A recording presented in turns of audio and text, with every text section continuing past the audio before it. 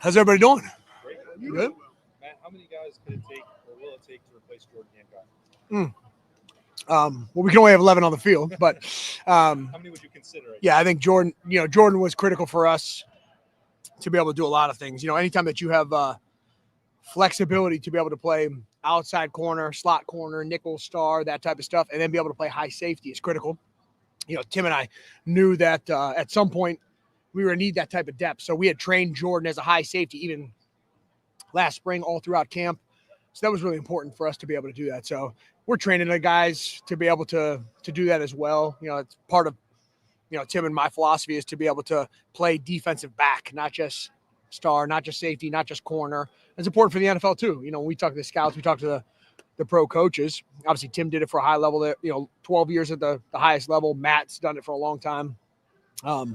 That's important, man, when you look at these guys and the flexibility. So a number of guys, we're still working through that process right now as it unfolds, but we're cross-training a bunch of guys. Where are you guys at when it comes to Malik and Jalen? Maybe not just a battle, but just their progression as a duo? I'm really happy with those two guys. Malik's had a great spring. Jalen's had a great spring.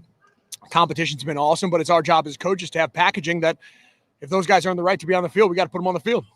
So how do we find the balance to be able to play multiple safeties, multiple corners, and packaging?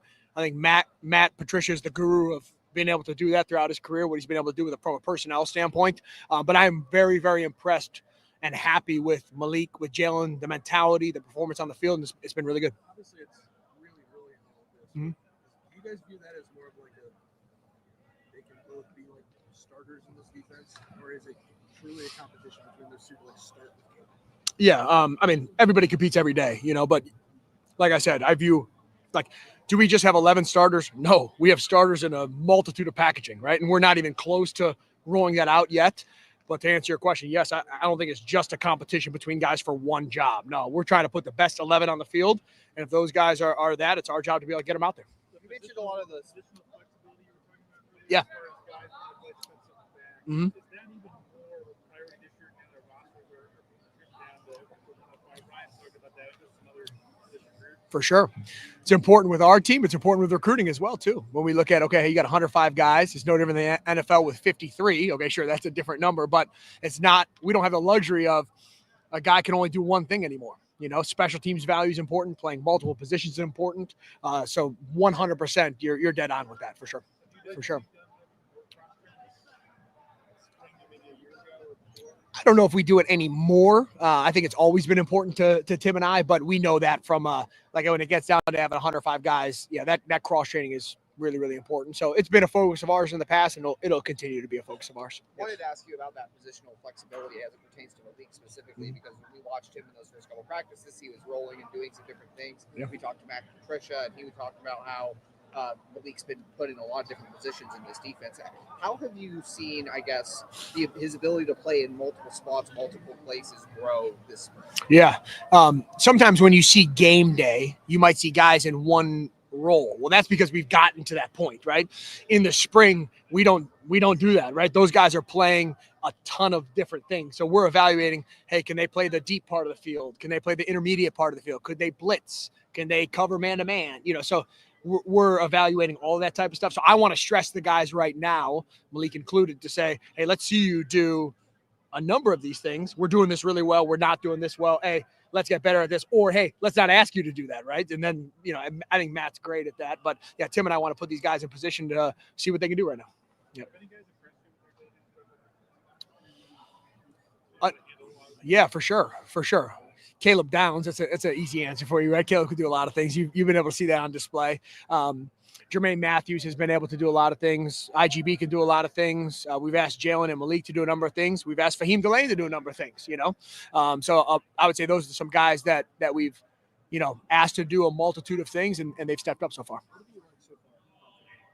Yeah, Fahim brings a physicality to the game. You saw that if you've ever watched his high school film, which I'm sure you have, right?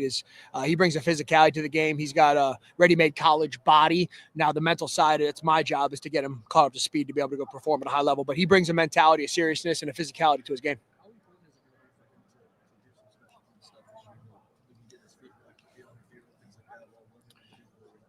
Yeah, you guys have heard me say it a lot of times, but I'm not a believer that you play on defense unless you play on special teams. So those guys are going to be playing on special teams for sure. What is this been like for Caleb Ryan?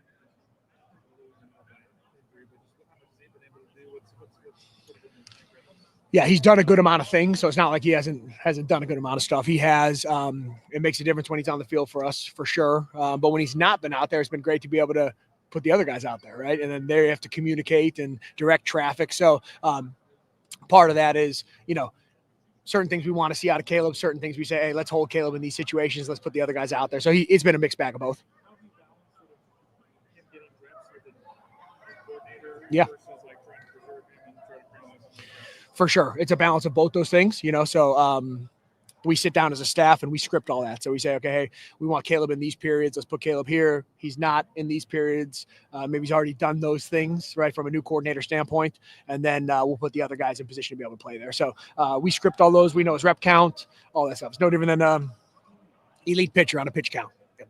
Matt, what's the key to keeping an out-of-state commit locked in for the next 9 months or so? Relationships. It's all about relationships. Recruiting is all about relationships. Building real authentic trust is important. That transfers when the guys get here as well. So it's about having relationships and being honest and showing guys why Ohio State's the absolute best option for them. You guys have always recruited well, but where does that national championship bump show up? Like, have you noticed a difference since January when you talked to them? When you've got the trophy in your building, you're the number one team. When you're the number one defense in the country, when you have 2 All-American safeties and you have the production to be able to back that up and you say, hey, this is the absolute best, right? The best is a big word now, right? To be able to say, hey, you're number one, right? Number one. What you're able to show that and you have a track record to be able to produce that, then guys want to be part of it. Yeah. For sure. Yeah, Bryson, I should have mentioned Bryce earlier when you talked about flexibility. Bryce brings, he's got size. That's a 10-400 meter in high school. Smart dude. I mean, I think really, really highly of Bryce. So Bryce is one of those guys that has flexibility to be able to do a lot of different things. So he's played in the slot. He's played outside. He knows what's happening at safety. Bryce is awesome. I love Bryce. Yeah, I think there was even a leap happening during the season, right? So early on, he's just figuring it out. Then he's saying, okay, I'm learning multiple positions. At the end of last year, then we're putting this guy into packaging on the field. So, no, I'm really excited about Bryce West. Yeah. Whatever it may be, where do you feel like you've kind of grown and maybe become more comfortable, your time at Ohio State than maybe when you first got back? That's a great question. I think the comfortability comes with relationships of players that maybe I didn't have one with before, with staff, coming back. That's a great question from being comfortable. I think Coach Day does a great job of expectations when you come in the door. So there's not like a, hey, where do I fit or what's my job description? That type of stuff. But I would say, especially this spring, is relationship that Tim and I have had, has been absolutely awesome from a coaching in the back end standpoint. And then getting to know Matt Patricia has been phenomenal, right? So I would say from a comfortability is learning how Matt thinks, tapping into that side of it, his mental, hey, this is what I've been able to do from a safety standpoint, and then being able to apply that on the field. What did it mean to hear kind of the praise that Coach Day had for you at the celebration in January? Yeah, I appreciate Coach Day saying that. I try to just be behind the scenes operator. Not that I don't mind the limelight. Trust me, I don't the spotlight, but I just try to put guys in position to go be successful and let them shine, But anytime you get acknowledged for hard work, appreciative of Coach Day, and I think the world of him and value, his honesty, the relationship that we have, for sure. Thanks a bunch. Appreciate you guys. Thanks, Matt. Appreciate it. Which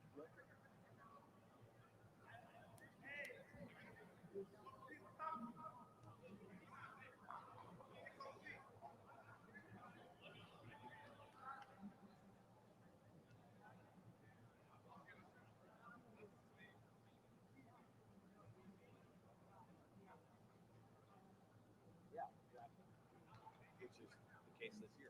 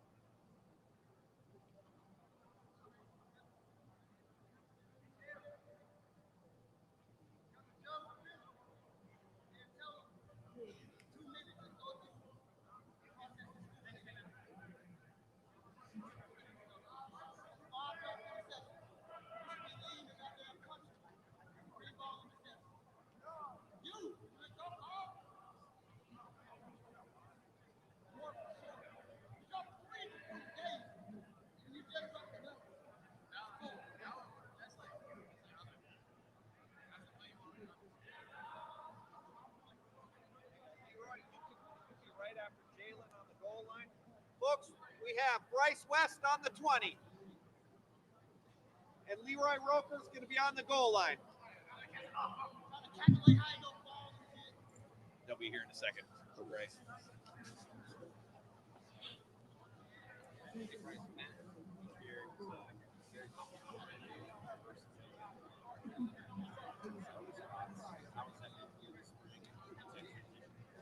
I mean, it's been very good in the spring just because Coach G and Coach Wall give us the tools to always play any position. Because you always, like, when you get to like a higher level, like you always want your versatility to go up just so it can keep you on the field. And it builds confidence knowing like when you're out there with your teammates, you're able to like help people move around.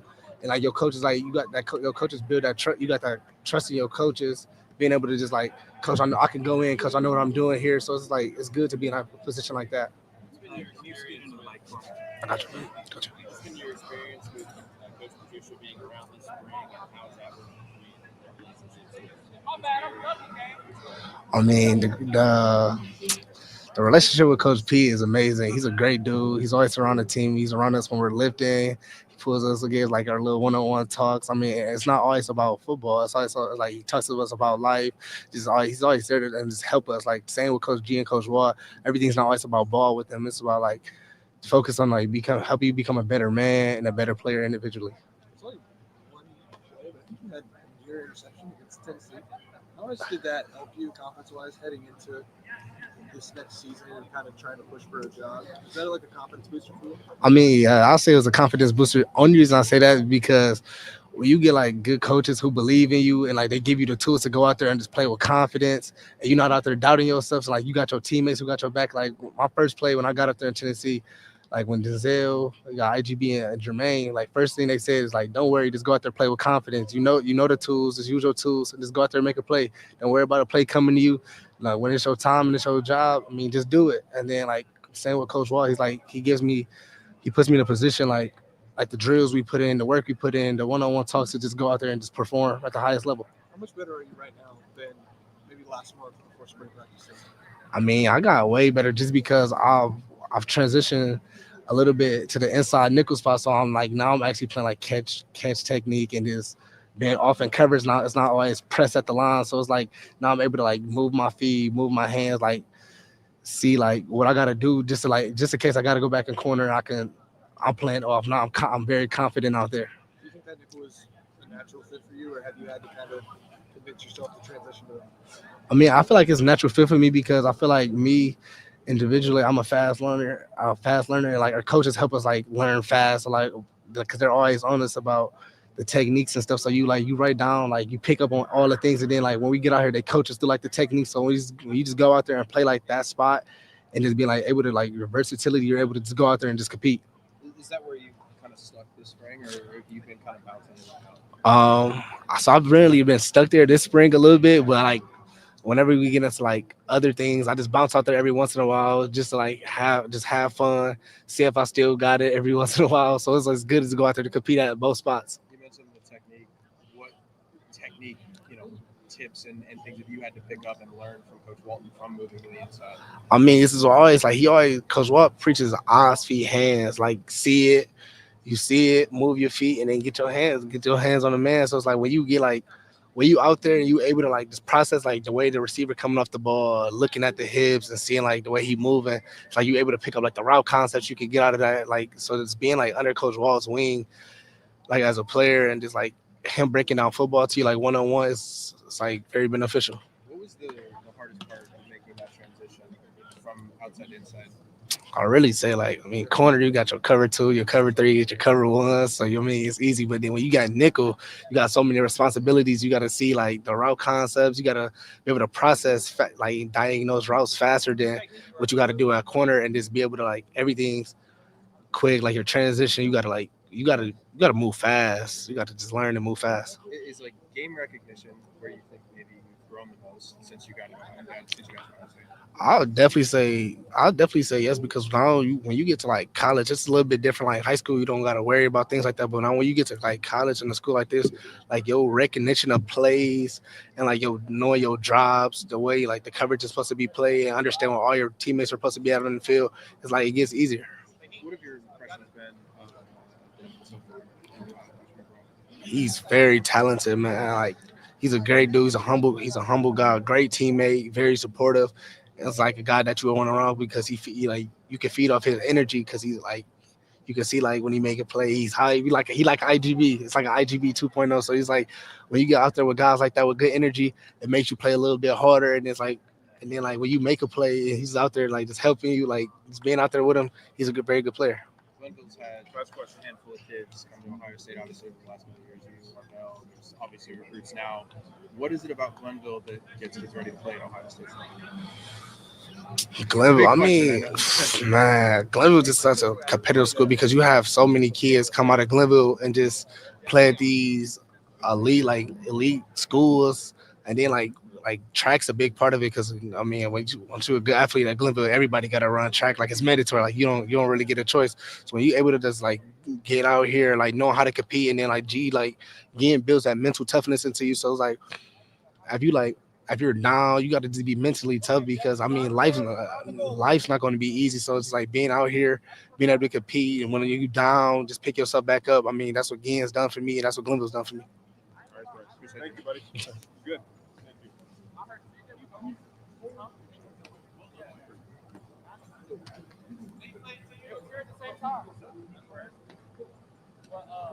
Guys, we got Fahim Delane, 20-yard line. Looks at Fahim Delane on the 20.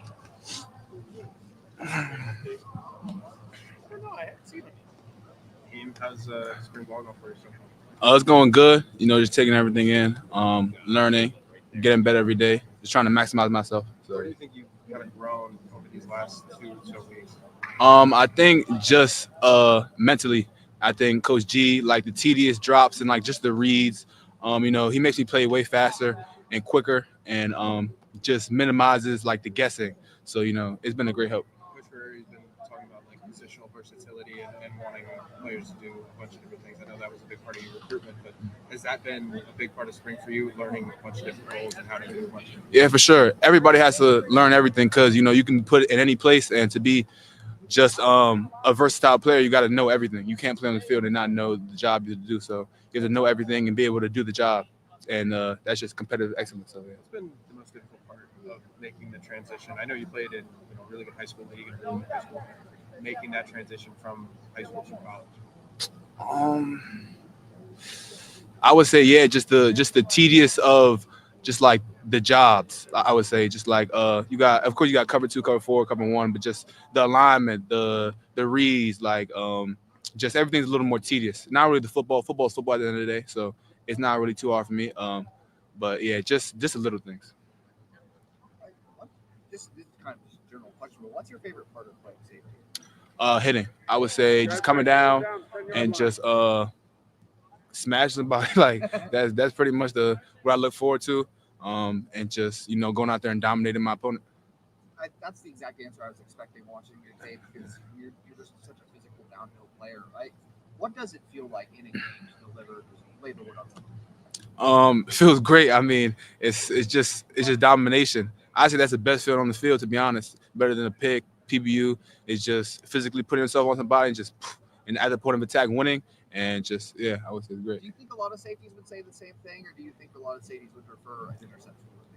I would say it definitely differentiates. So, some people just like to get the pick and the flashy, but that's cool too. But yeah, everybody got their opinion. It's an opportunity for you with Nathan Ransom leaving to get on the 2 deep this year and to compete for playing time. What are you doing to try and get to that point? Just maximizing myself every day. So, taking Coach G's advice and coaching and getting better every day. So using what he gives me and creating a better version of myself each day. And if I keep doing that, I think I'll compete. What do you try to model your game after? Is there anybody you watched, growing up or, even today at the college level and pro level? I watch a lot. I like watch Derwin James, Jesse Bates, just take like Buda Baker, just pieces out of everybody's game. So and try to implement them in my game. Not really take anybody's game, but just take little bits and put them in like my version of play style. So yeah. You committed to Ohio State, I believe, last June or July. Yeah, last June, first visit. Yeah. Coach Ferrari talked about, especially for out-of-state kids, relationships are very important in that time when you're committed. what was it about Coach Guerrero and the relationship that you had with him that kind of made you feel comfortable with still sticking with Ohio State? Yeah, Coach G, he's one of the smartest coaches I've been around. It's definitely my first year in college, but definitely just a very smart coach. Like has the potential to probably be a DC, definitely, maybe a head coach one day. So when we have that mental piece, I think it adds to my game. It's like I have the physical ability and he's the mental piece. So I feel like it gels together. And I knew that in my recruitment, to be the best safety, you got to be smart. So having that piece, it made me want to come here and learn. So yeah. Having gone through that process, obviously, what advice would you give to somebody who is going through that process right now, who does have a little bit toward their commitment? What advice would you give them about just kind of weathering everything through their senior year? I would say pick the decision that's gonna best maximize yourself, personality wise and football wise. You got a lot of different things people are throwing at you, but at the end of the day, you got to keep the main thing, and becoming the best football player and being whatever your dream is. Go to the NFL first round. Just put that first. So yeah. Appreciate it. Thanks, man. Appreciate it. Lorenzo.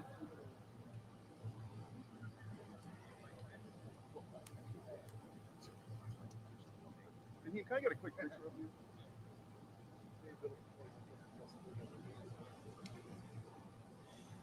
Folks, we have Lorenzo Styles Jr. on the 20.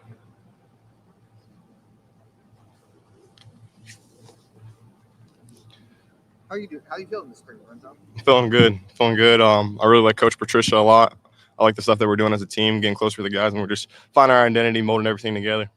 What do you like about Coach Patricia? I don't know if you just saw over there. I was just talking to Coach Patricia, just trying to connect. He's trying to teach me the game. His 30 years experience. So, it's just refreshing to have a coach who just spends a lot of time with his players and really cares about them. Does it feel like, you obviously had a role last year. Yep. This is your chance to be a starter now. Does this feel like your time to really embrace that role and be the full leader? I'm just trying to be always a player on the rise, continually getting better every single day. It's the spring right now, so I still got to just keep going and trying to get better. But I think if I continue to get better, continue to be a guy on the rise, my season will turn out the way I want it to. What kind of things have you learned from Coach Patricia? You mentioned, spending time with him, but what are some of the things you picked up in the short time you've had with him? Yeah, so I was just talking to him over there right now, and we were just talking about different things like using feints or using like one-hand, two-hand jams, understanding the coverage, things like in tempo, like how just timing up my blitz, like because when they're on a set like snap, just different things like that. So he just has a lot of ball knowledge. So we're just talking ball. You said, what does it mean to always be a guy on the rise? Can you expand on that? You're continually getting better. We have guys who've been starters here for a couple of years. We have guys who haven't really played that much, or guys in the middle, and even no matter where you're at on that spectrum, you still always have to continue getting better, continue honing your skills, because staying average is going to get you beat. As you're getting ready for that nickel role in this defense, Jordan obviously last year played, and you did too, some deeper coverages, some safety responsibilities. How are you working to diversify your game and maybe be able to roll back deep and do some of that stuff? I already had an understanding from last year, because being Jordan's backup last year, I was doing some of the same things. But honestly, with the new defense, I'm just trying to learn what that looks like. Again, with Coach Guerrero, he's a great teacher as well, always in there with Coach Walt and all of us helping us learn. And then, we're practicing. Then I also do some drills after practice too, just to hone my skill set. Where have you grown the most, do you think, over this last year or so?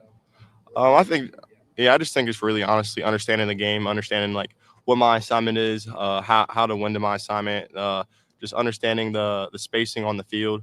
Continue to still get better on that, but understand the space on the field, where to win at, and where they want to get the ball to, just by the formation, setup, splits, things like that. What have your impressions been of Devin Sanchez so far through camp? Obviously, he's highly touted recruit, but what have you seen on the field? He definitely, the skill set's all there, all the tools that you want in a player like that, they're all there, and he's been showing it here at practice as well. Being in a new system, he's still learning every single day, just how I've said all of us are. So he's still learning every single day, and he's still a guy on the rise. It's not just him, but obviously there's younger players that you can help out. And what are some of the things that you try to pass on to them about the things you've learned and the things you've seen? Obviously, yeah. In a couple different programs, things like that. Yeah, I've been in a couple different programs, and I've been playing the game for a while. So I've seen some of the best players, some what a routine looks like. So helping guys build that routine, showing them, I think just the best way, showing is like how you operate, asking them to come along, telling them what I'm seeing, and just breaking down like really how to watch film, how to take care of your body, how to work hard, things like that. You and Sonny are both seniors. Yep.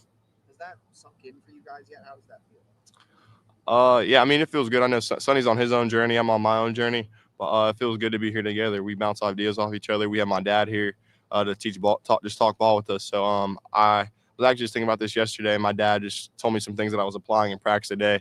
So I'm just super grateful to have that. And then really just being a big brother, watching Sonny step into this leadership role on the team. I'm just proud of him. What is that like seeing Sonny step into that leadership role, step into that type of job? Being honest, sometimes I get weak. I think it's funny sometimes, just because like I've been around him the whole process. So just seeing him like get comfortable talking in front of the team. At first, I'm his big little brother, but like just kind of like trying to like take him serious. But then like when you really hear the message and like really start to sink in, like he's really starting to mold into that role and really step into it. Has that been an adjustment? Obviously that's your brother, but also that's somebody who is leading a football team. Has that been an adjustment, kind of separating those two things? I mean, not really, because like we always been on a team and like in our whole life, and I've seen him be in those leadership roles prior to this. I mean, he was stepping into it already last year, but we had 8 guys on the defense leave, so now he has to really just elevate that. But yeah, not really. I've been seeing him. I knew he was going to mold in this for a while now. So what makes him a good leader? I think he just knows how to talk to different players. Different players require different approaches. Some players you can rip them a little bit. Some guys you might need to pull them to the side. Some guys might need like they have some off the field things that like he just like can give some insight to. It just depends on the guy. Just being able to relate to each individual player and see them as a person, connect. I think that helps build trust with him as a leader.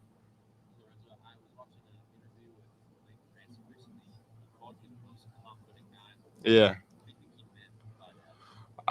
When I came here, I was 7th on the depth chart. Like I was nowhere where I needed to be at. But I always knew like you got to have that confidence to be able to play DB here at a high level. And I think it's just going to show. I'm excited to go out here and ball this year. So you got to be a little delusional. You got to be a little delusional coming into such a competitive place. I came here playing receiver. And I think I want to show my boy Lay that really I wasn't delusional. Somehow I put it all together this year, but I always just been a guy who's still talking trash, still, even when I might not have it all together yet, just still trying to get better every day.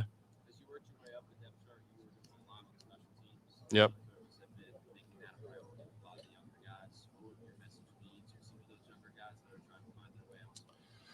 Yeah, on special teams, like it's not a free play. Like that down, it's critical and it like has a direct effect on winning and losing games. You see if we miss field goals or if our punt game's not right, we're not hitting 40+ yards, things like that has direct correlation on winning and losing football games. And really at the next level, I have some guys who've been there, and like we have Nate Ebner. He played 10 years and he was a special teams guy. So just especially for me being a guy in my role in my situation, special teams is the utmost importance. And I want it to be a tool to keep me in the NFL for a while. And I think the other guys should look at it as a tool to do the same thing at least, and even get an opportunity to get on the field.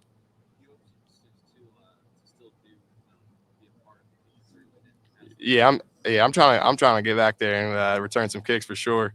But that's also me building the trust back there for allowing me doing it. But I want to be on all 4 units. I know like playing nickel at the next level, you see guys, you got to be on special teams, and it's just I hold a certain stand when I go play. So just being an asset there is critical to helping the team win this year.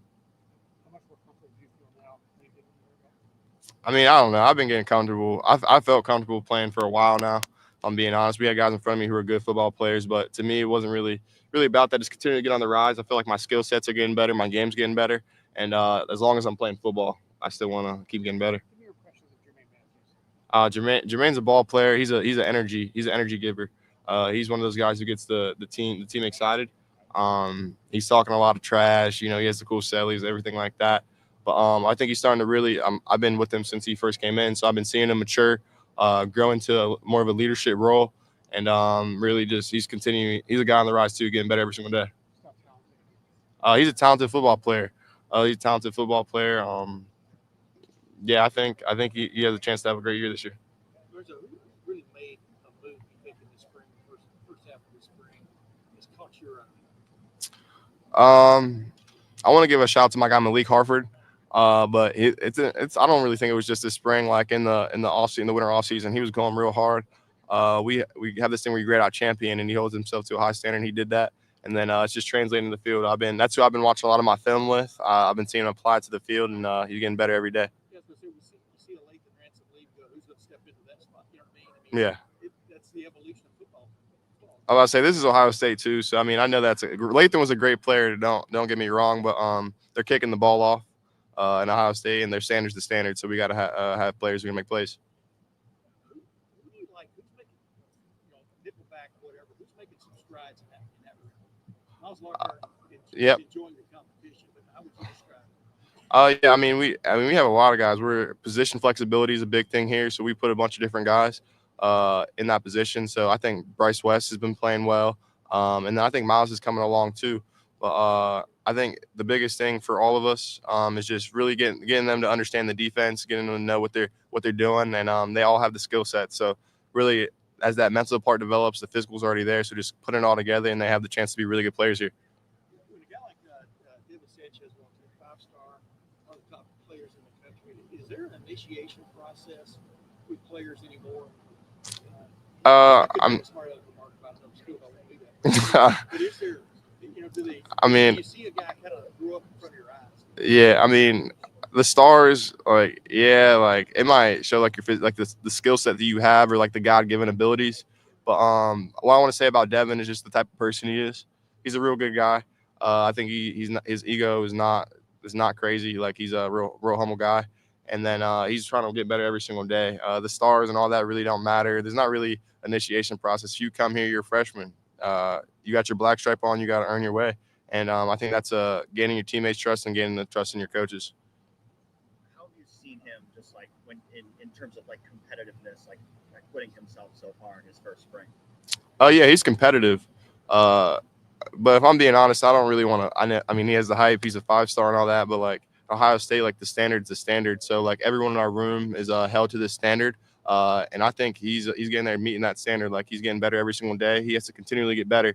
But the traits that you want and the things about effort, going hard, being a competitor, all those things that are not the technique, not the football part, he has that there. And I think when everything else comes along, he's going to be a great player as well. How has that standard helped you personally going into your third year now, kind of your development over the last couple of years? I mean, yeah, I was challenged. I mean, it's either sink or swim. I had guys in front of me.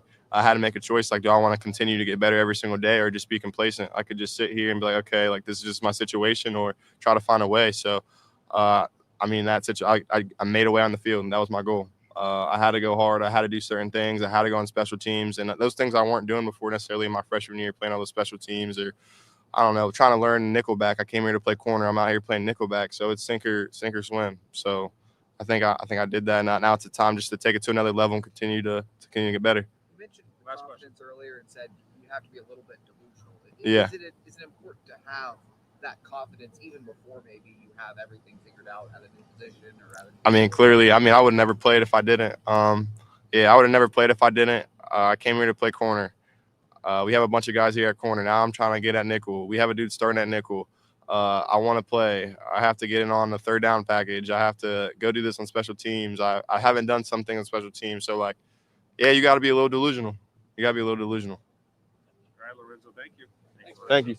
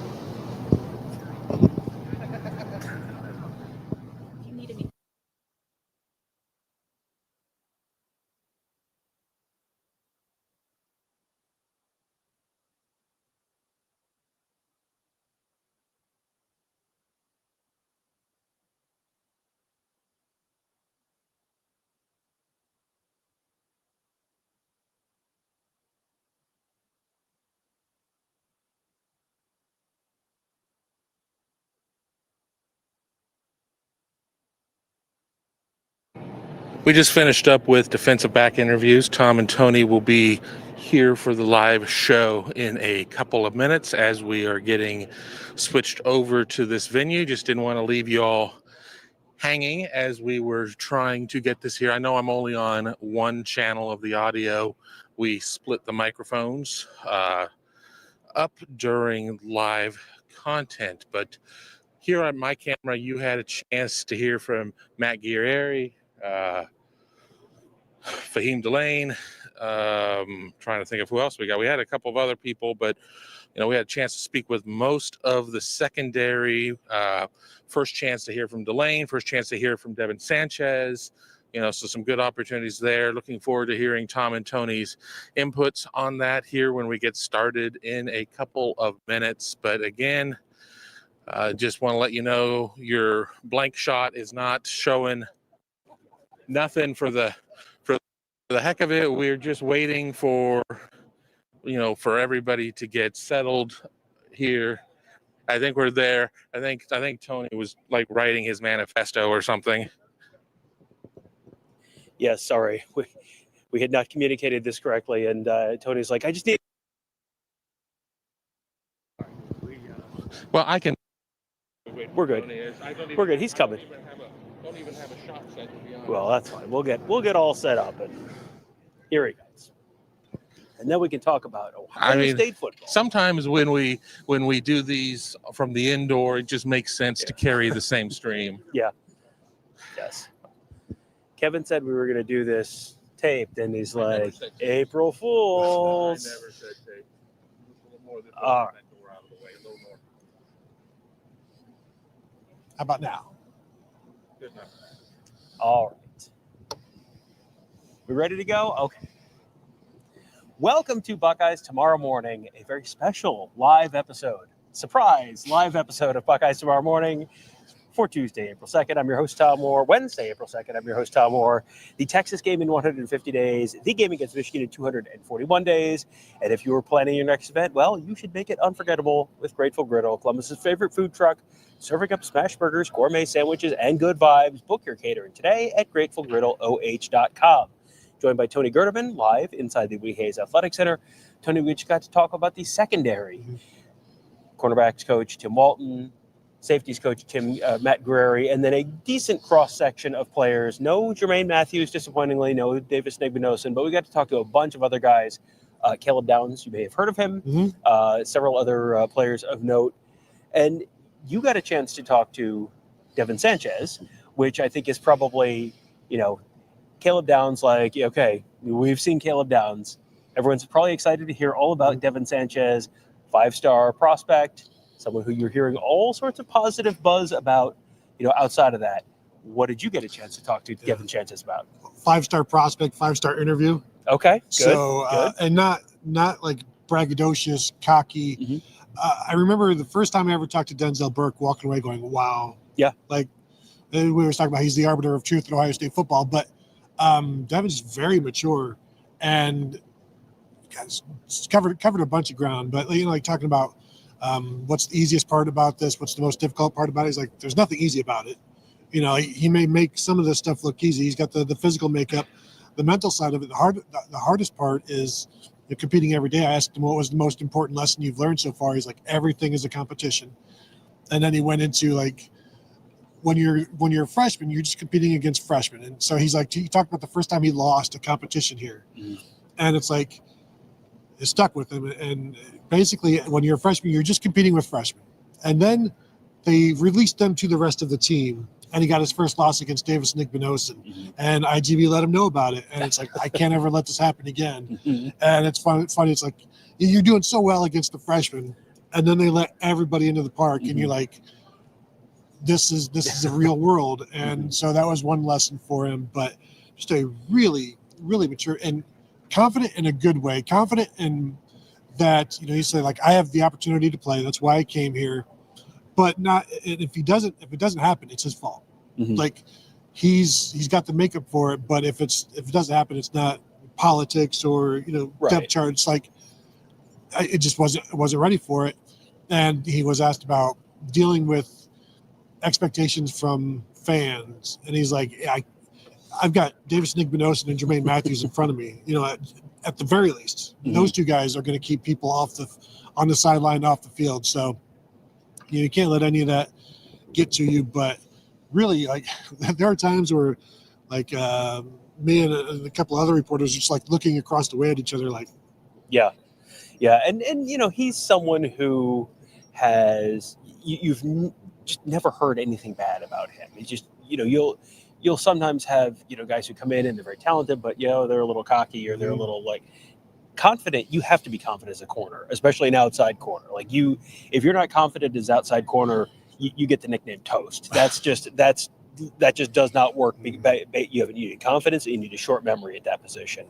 And, Caleb Downs was talking about him a little bit and said, he was asked about, Devin Sanchez, the 5-star prospect. And he kind of went like, yeah, Caleb Downs was also a 5-star prospect. He goes like, as soon as you walk in this building, stars are not a thing anymore. You're just a football player. And this is a building where there's a lot of 4- and 5-star prospects. the majority of the team is probably 4 and 5 star players. So it's just like, oh, you too, congratulations, great, welcome. And it doesn't get you anywhere. Right. And, you're talking about the freshmen sort of being, with the freshmen, and all of a sudden they sort of get dumped. It's like, goldfish have been swimming in a little tank, and then all of a sudden it's like, okay, and now the tank gets dumped in the pond. And it's like, well, there's bigger fish in here. How about that?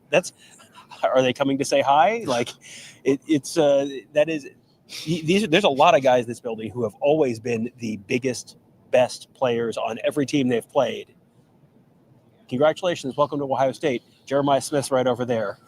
And he talked about that, the baptism by fire against, like Jeremiah Smith and Mylan Graham. But he also said it's like he told his parents it's like being in high school again, where as a true freshman, you start at the bottom. Mm-hmm. And he's starting at the bottom here. And he's like, I know how to work my way up. Mm-hmm. It's just a process. And he's working out. Just, again, really impressed. And we'll have it, we've got it on our YouTube page. After we're done with this, go check it out. Go watch that interview with him, because it's impressive. I'll just say that. Yeah, he's a very, very impressive player. Also an impressive player. Caleb Downs. Is that right? Yeah, pretty good interview as well. Very thoughtful. Caleb Downs is someone who was the 5-star prospect, started as a true freshman on a Nick Saban defense at Alabama that made the college football playoff, started as a true sophomore on an Ohio State defense that went to the national championship and won it. And now the third year, he was one of the people who he was kind of looking around. He's like, there's too much national championship stuff hanging up in here. He said they had national championship signs in the weight room. He goes, there's a lot of guys in here who didn't have anything to do with that. That was last year's team. Take it down. And, I think they have. And that's really, it's really telling that the guys who's the best guy is also the one who's like, yeah, we're not, he was the 5-star. He has a national championship. He played the most snaps on the national championship team. It's like, great. That was last year. This is not, what have I done for me lately? That awards us 0 points this season. So it doesn't matter. And, he's very, very much still working on developing himself. He's like, yeah, I'm working on being a dime. Like, how often is he going to be the dime in the Ohio State defense? Probably never. But if they need him to be, he's working on it because he needs to. He wants to be able to do that and to be versatile. It's, isn't it a coincidence how the best players also happen to always coincidentally be the hardest working guys? It's wild how that's the case. He said he's been doing very limited reps this spring, and it's not injury. It's just he had the most snaps on the team last year. So that's opened up a lot of other snaps for younger guys, Jalen McClain and Malik Hartford. Leroy Roker. He said he was asked about, guys who've been impressive this spring. He mentioned those 3 guys. The first guy he mentioned there was Leroy Roker, which I thought was interesting. Did you get a chance to talk to Roker? Talked to him a little bit. And this is his first spring because he was a June enrollee last year. But he did make a mark last year during fall camp, coming up with a bunch of interceptions. I think he only played in 1 or 2 games last year, so he redshirted. But last year was a learning experience because you're playing catch up the entire time. Yeah. And so now things are slowed down for him, especially in spring when it's supposed to be about learning. But he also is playing more, so he'll be growing from this. And it's also all of the safeties are playing the 2 safety spots, so he's no longer just a free safety, which he says suits his game because he can do more than just be a center fielder or whatever. So it was the first time we've talked to him ever, I believe.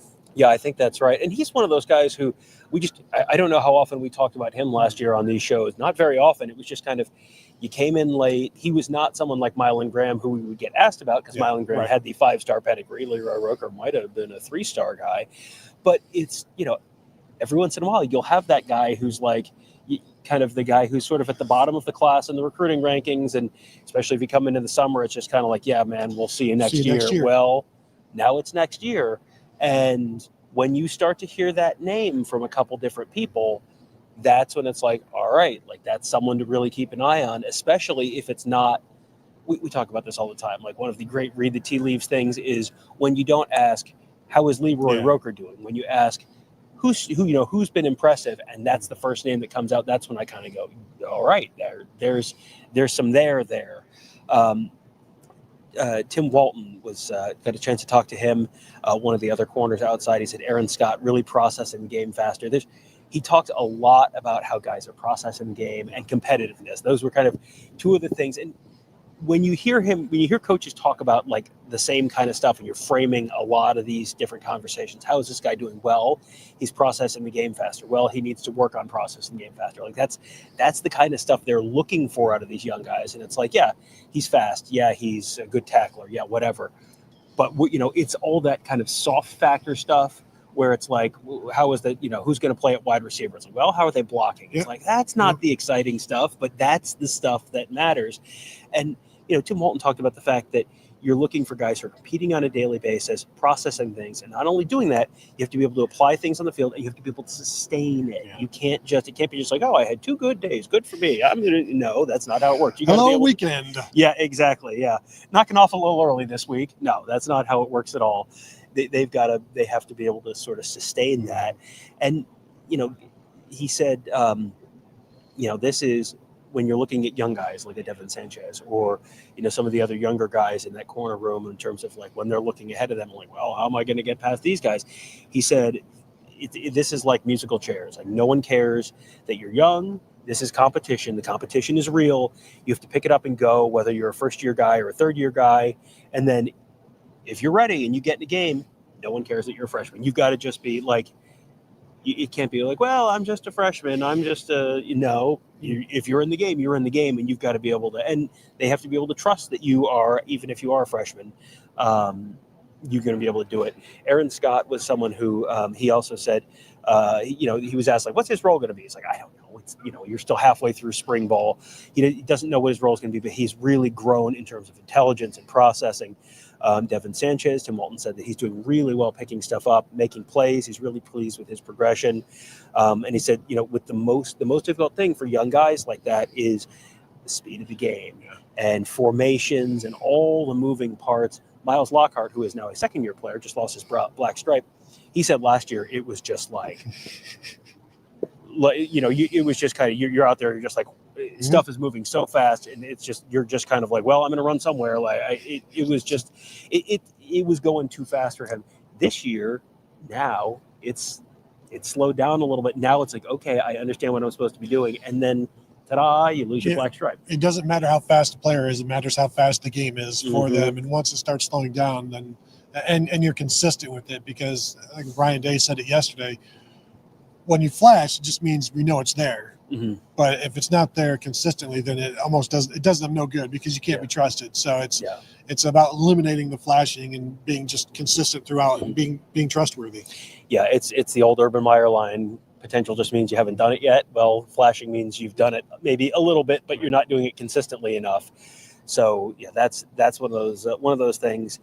Nickel, in terms of nickel position, I asked Miles Lockhart, who was working at nickel this spring. It's all the names we've been talking about: Lorenzo Stiles, Bryce West, Miles Lockhart. Tim Walton did say Jermaine Matthews has been in there working at nickel a little bit. He did that some last year as well.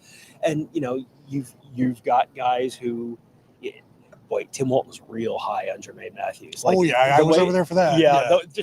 It's like there's just certain ways that coaches talk about guys, and it's like, oh yeah, it's coming along, really progressing, and it's just you ask him about Jermaine Matthews, and it's just like, all right, I'm just going to sit back and listen to positive words come this way. Like that. What was the Panasonic TV cover? Yeah. The speaker where you're sitting on the couch and the noise. It's just like the positivity just like blowing you back. Like every coach that we've ever talked to has loved him, and that's going back. We always talk about June camp here with like Jim Knowles and Ryan Day working him out, but yeah, you get Tim Walton started on Jermaine Matthews, and like Jermaine Matthews, we always talk about how he's always smiling, he's always happy. Coaches love that, but he's also really good.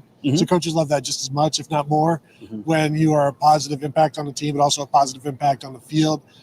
And Knowles would say it last year, like, yeah, we don't need to work him at corner. We're going to get him some work at nickel because we know he can play corner. Like, they know all of these things about him, and there are no concerns. We talked last year. There's no concerns about Cody Simon stepping in for Tommy Eichenberg. There are no concerns about Jermaine Matthews stepping in for Denzel Burke. No, not at all. Yeah, he said high football IQ, competitor, confident, all the stuff you want there. And leadership, sense of urgency, growth, development, all that kind of stuff. Davison Igbinosun, he was asked about, said, where does he have to continue to grow his game? Said just he has to improve at the top of the route, which is basically like, okay, the receiver's running to you, and then he breaks. Like, then what do? You just You breaking grab. and don't. Yeah, well, you're not supposed to. That's I think where that comes from. That improvement, that sought after improvement. Said he has to improve it off coverage. Has done a better job of things, working on transitioning out of breaks and that kind of stuff. But this is his last year in college. So if you want to be getting talked about in the way that Denzel Burke is, and that's the stuff you got to keep working on. You got to clean it up. Jordan Hancock. And reach your potential, because he's got considerable potential. He's long, he's tall, he's physical, he's strong, but sometimes too physical. So if you remain physical but within the bounds, then you shoot up the draft boards. Yeah, yep. One thing that I did like that Tim Walton said is he was asked, like some of the questions, some of the issues. He was talking about just some of the stuff that guys are working on right now, techniques and that kind of stuff. And someone said, "Is that correctable?" And he said, "Anything in life is correctable if you put the work in." That's sort of a paraphrase, but it's like that's good. I like that. I think it's a good. You could like cross stitch that and hang it on the wall of the DB room. Live, life, love. Anything in life is correctable. Live, laugh, love. Live, laugh, love to correct things.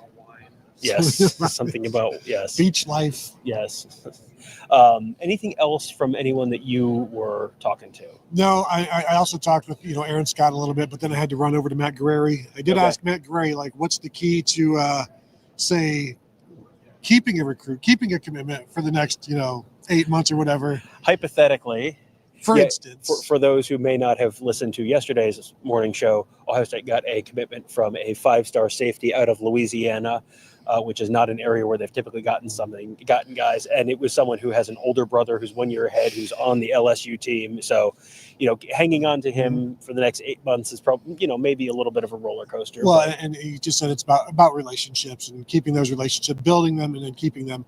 I did see Blaine Bradford's father tweet yesterday, like, this thing is over. I think that tweet may have been deleted. Welcome to recruiting. One day. Welcome to lasting not even a day. Yeah, not even a day. Yeah. There was, I forget. There was I think it might have been an LSU commit, like 10 years ago, said 110% committed. That said, I'm still going to be taking visits. Or it was just kind of like, yeah, all right, that's kind of how that works. And it's only gotten crazier over the last 10 years or so. Anything else that you had to? Okay, Kevin, do we have questions? No. Okay. Well, then. All right. Well, thank you guys all for joining us. We will have. We're back on Thursday with the Ohio State offensive linemen, and then Saturday is the student appreciation practice. We'll be in here for that.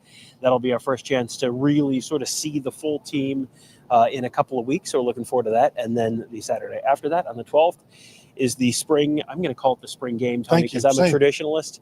Spring game, which does sound like it's really going to be more of a spring game and not just a showcase. So we'll have a couple Saturdays in a row of Buckeye football coming up, and then a few months off. But that's okay. That's we enjoy a little bonus Buckeye football this time of year. So if you enjoy bonus Buckeye football, make sure you check out our YouTube channel at youtube.com/Buckeye Huddle. We'll be posting these interviews, the full interviews, all throughout the day. We'll try and space them out for you a little bit. I know Caleb Downs is going up at like 1:15. The Devin Sanchez one that Tony mentioned is already up. So we'll have plenty of that stuff for you all kind of throughout the day and throughout the evening. So make sure you hit that bell and you are subscribed to the channel so that you get notified when all the new stuff comes up, because a lot of interesting stuff that's going to be going up all day and all night. And then, of course, we'll have all of our other shows. Buckeye Weekly, Buckeyes Tomorrow Morning, Big Knee Kickoff, Skull Session Recruiting Podcast, all that good stuff. That's all at youtube.com/Buckeye Huddle. That'll do it for today. Thank you guys all for joining us. Have a great day. We'll talk to you tomorrow.